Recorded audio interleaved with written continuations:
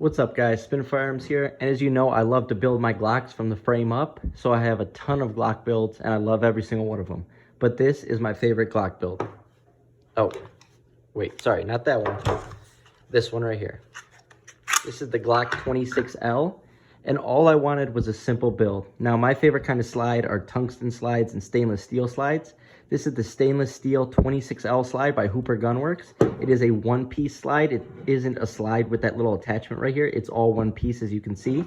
And that hole right there is so you can still get your front sight on. You can still stick your tool through there, put your front sight on. It uses a Glock 19 barrel for extra velocity compared to like a Glock 26 and accuracy.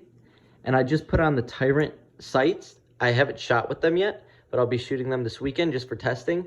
And so far, these things look awesome. They look like a great sight picture, and I'm actually very interested in how they perform because they're only $45. They have great texture, and they look awesome.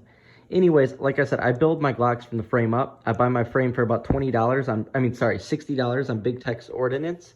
And then I do get the locking block for about $20. And then I go from there. And I used all Glock internals on this because that's the way you should do it. These frames are meant for Glock internals, same as parts kits, like a Lone Wolf part kit. Yeah, they're sort of made for Glocks, but they can't be exactly the same as a part kit. They have to be a little different in order for them to sell them under a different brand. These accept Glock OEM parts, and I've never had a single issue with it. If you build in polymer 80s, that's why people have issues with polymer 80s, because of tolerances. When you get a Glock frame, all these holes are all perfectly drilled by machinery and done, however many times every single day. So if you're running Glock OEM parts, you don't really have an issue with tolerances in builds using frames like this.